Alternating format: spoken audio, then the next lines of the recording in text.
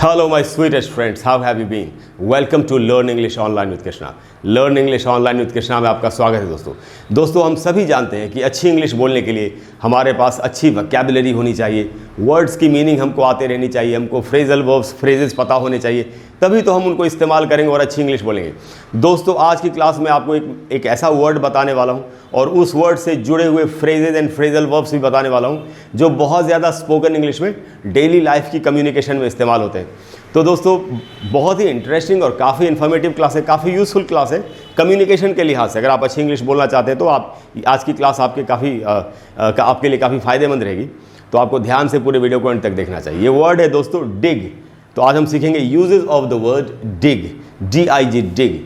तो दोस्तों डिग की क्या मीनिंग है, इसको सेंटेंस में कैसे यूज़ करेंगे और इससे जुड़े हुए फ्रेजल वर्ब्स या फ्रेजेस क्या हैं जो बहुत ज़्यादा इस्तेमाल होते हैं, वो भी हम सीखने वाले हैं। तो दोस्तों सबसे पहले सीखते हैं कि डिग की क्या मीनिंग है। डिग सबसे पहले तो एक वर्ब है, वर्ब का वी लिखा मैंने, यानी ये एक क्रिया है, एक क्रिया की तरह ये सेंटेंस में यूज़ होता है, एक्शन वर्ब के रूप में यूज़ होता है। मीनिंग है दोस्तों इसकी खुदाई करना, खुदाई करना या खोदना, इसकी मीनिंग है। सेंटेंस में कैसे यूज़ करेंगे, जहाँ भी बोलना हो वहाँ कोई खुदाई कर रहा था या इस तरीके की बात, तो आपको ऐसे इसको बोलना चाहिए सेंटेंस में। तो जैसे कि एग्जाम्पल है, कुछ लोगों के बारे में बताया जा रहा है कि they were digging a hole in the garden, वे लोग गार्डन में एक गड्ढा खोद रहे थे, ऐसा कहा जा रहा है। They were digging a hole in the garden. अच्छा दोस्तों हर वर्ब के पांचों फॉर्म्स होते हैं, जैसे डू का है, do, did, done, doing, does. Go के पांचों फॉर्म्स होते हैं, go, went, gone, going, goes. वैसे ही डिग जब एक वर्ब है तो इसके भी पांचों फॉर्म्स होंगे। डिग के पांचों फॉर्म्स कई बार नहीं पता होते लोगों को, बोलने में बड़ी दिक्कत होती है, तो मैंने पांचों फॉर्म्स यहाँ पर लिख दिया, आपको बताया। तो डिग एक वर्ब है और इसके 5 फॉर्म्स होते हैं, डिग, डग, डग, यानी सेकंड और थर्ड फॉर्म डग ही होंगे। तो डिग, डग, डग, डिगिंग एंड डिग्स, ये पांचों फॉर्म्स हैं। अब हम सीखते हैं कि इससे जुड़े हुए फ्रेजल वर्ब्स या फ्रेजेस कौन कौन से हैं, उनकी क्या मीनिंग है और उनको सेंटेंस में कैसे यूज़ करेंगे, हमारे इंग्लिश बोलने में कहाँ वो हमारे लिए फ़ायदेमंद साबित होंगे, कहाँ हेल्पफुल मददगार साबित होंगे। तो एक फ्रेजल वर्ब जो है दोस्तों पहला हुआ है डिग इन, और ये बहुत ही कमाल का है और बहुत अच्छी इंग्लिश है और इसको आप लगभग डेली ही बोल सकते हैं। तो डिग इन जब एक फ्रेजल वर्ब होता है तो इसकी मीनिंग होती है दोस्तों खाना शुरू करना, स्टार्ट ईटिंग। जैसे आपको किसी को भी बोलना हो खाना शुरू करो तो आप उसको बोल सकते हैं कम ऑन डिग इन। जैसे कि एग्जाम्पल है, किसी ने कहा oh the food is getting cold, अरे यार खाना ठंडा हो रहा है, the food is getting cold, dig in. खाना ठंडा हो रहा है, खाना शुरू करो, क्योंकि खाना ठंडा हो रहा है। गर्म खाने में ही मज़ा है, ठंडा हो जाएगा तो अच्छा नहीं लगेगा खाते हुए। The food is getting cold, खाना ठंडा हो रहा है, डिग इन। तो दोस्तों ये डिग का से जुड़ा हुआ फ्रेजल वर्ब है जो हम डेली लाइफ में इस्तेमाल कर सकते हैं इंग्लिश बोलने में। दूसरा है दोस्तों एक फ्रेज है और वो है take a dig at somebody या someone. Take a dig at के बाद समबॉडी या समवन, उदाहरण के लिए उसका नाम आएगा जिसके साथ ये किया जा रहा है, तो उसकी मीनिंग क्या है। मीनिंग है दोस्तों इसकी किसी की आलोचना करना।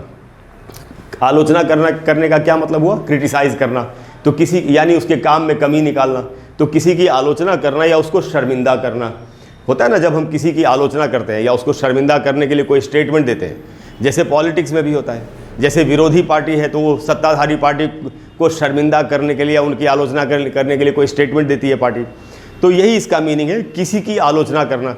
इंसानों के लिए भी यूज़ हो सकता है, दलों के लिए, पार्टीज़ के लिए, ऑर्गेनाइजेशंस के लिए भी यूज़ हो सकता है। सेंटेंस में कैसे यूज़ होगा, तो कोई अपने बारे में बता रहा है, किसी की उसके साथ कोई क्या कर रहा है, he is always taking a dig at me, वो हमेशा मेरी आलोचना करता रहता है या वो हमेशा मुझे शर्मिंदा करता रहता है, यानी हमेशा मेरे काम में कमियां निकालता रहता है, ये इसकी मीनिंग है।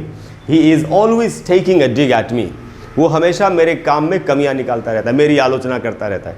तो take a dig at somebody, somebody की जगह पर उसका नाम आएगा जिसकी आलोचना की जा रही है, का मीनिंग है किसी की आलोचना करना या उसको शर्मिंदा करना। अगला फ्रेज देखते हैं क्या है दोस्तों, और ये भी बहुत ही कमाल का फ्रेज है। ये है दोस्तों डिग इन वंस हील्स। हील्स का मतलब होता है एड़ियाँ। तो एक गड्ढा खोद के अपनी एड़ियाँ उसमें डाल देना, इसका क्या मतलब है, इसकी मीनिंग होती है दोस्तों अपने रुख पर कायम रहना। यानी आपका एक स्टैंड है, आपके कुछ विचार हैं या आप कोई मुद्दा है उस पर आपके अपने विचार हैं और आप अपनी बात पर डटे हुए हैं। बाकी लोग चाहे कितनी भी कोशिश कर लें आपको कन्विंस करने की, कुछ भी करने की, लेकिन आप अगर अपनी बात पर कायम रहेंगे तो यही इसका मीनिंग है, डिग इन वंस हील्स। एक एग्जाम्पल से देखते हैं कि सेंटेंस में कैसे यूज़ होगा। तो यहाँ कुछ लोग बता रहे हैं किसी के बारे में कि द मोर वी आर्ग्यूड जितना ज़्यादा हमने बहस की उसके साथ, she the more we argued the more she dug her heels in, हमने जितनी ज़्यादा बहस की उतना ज़्यादा वो अपने रुख पे कायम रही, यानी अपने रुख से टस से मस नहीं हुई। उसने कहा कि मुझे यही करना है तो वो उसी बात पर कायम रही, टस से मस नहीं हुई। हमने बहुत ज़्यादा बहस की फिर भी उसके ऊपर कोई असर नहीं हुआ, इस तरीके से समझना है। The more we argued the more she dug her heels in. तो दोस्तों डिग इन वंस हील्स का मतलब है कि अपनी बात पर कायम रहना, अपने रुख पर कायम रहना। अगला फ्रेज देखते हैं दोस्तों क्या है, और ये भी बहुत ही खूबसूरत फ्रेज है। इसका मीनिंग है दोस्तों डिग डीप इनटू योर पॉकेट्स, अपने पॉकेट्स में डिग करना है। तो आपको अंदाज़ा लग रहा होगा क्या मीनिंग है। मीनिंग है इसकी दोस्तों पैसे देना, टू गिव अवे मनी। जब हम किसी काम के लिए, किसी भी कॉज के लिए, किसी भी बात के लिए, किसी कारण के लिए जब हम पैसे देते हैं या तो डोनेट करते हैं, तो इसको कहते हैं डिग deep into your pockets. Sentence में कैसे यूज़ होगा, एक बड़ा अच्छा एग्जाम्पल है कि किसी ने कहा rich countries must dig deep into their pockets. अमीर देशों को पैसे देने चाहिए, किस लिए पैसे देने चाहिए, to take care of global warming.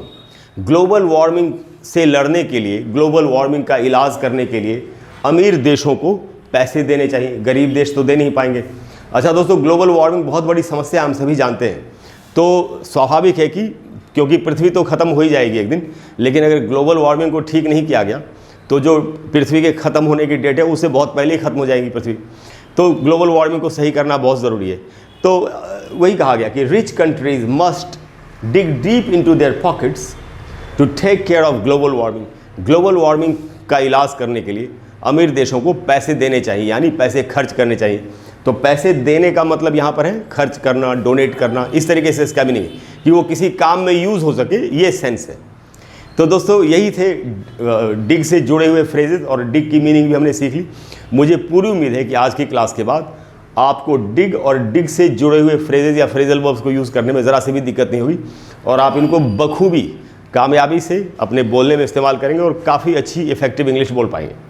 मुझे ये भी उम्मीद है कि आपको आज की क्लास अच्छी लगी होगी। अगर क्लास अच्छी लगी हो तो प्लीज़ वीडियो को लाइक करें और शेयर करें और चैनल को सब्सक्राइब करें। अगले वीडियो में मैं आपको फिर से इसी तरह के कुछ बहुत ही यूज़फुल, उपयोगी शब्द बताने की कोशिश करूँगा, जिनको सीखने के बाद आपके लिए अच्छी इंग्लिश बोलना, मैं सिर्फ इंग्लिश बोलने की बात नहीं करता, मैं हमेशा अच्छी इंग्लिश की बात करता हूँ, तो आपके लिए अच्छी इंग्लिश बोलना थोड़ा सा और भी आसान हो जाएगा। अगर कोई भी ऐसा टॉपिक है जिस पर आप चाहते हैं कि मैं आपके लिए एक वीडियो बना दूं, तो आप नीचे कमेंट बॉक्स में लिखिए, मुझसे जितनी जल्दी हो सकेगा मैं आपको एक वीडियो बना करके उस पर ज़रूर दूंगा। Thank you very much, I will see you in the next class, bye bye.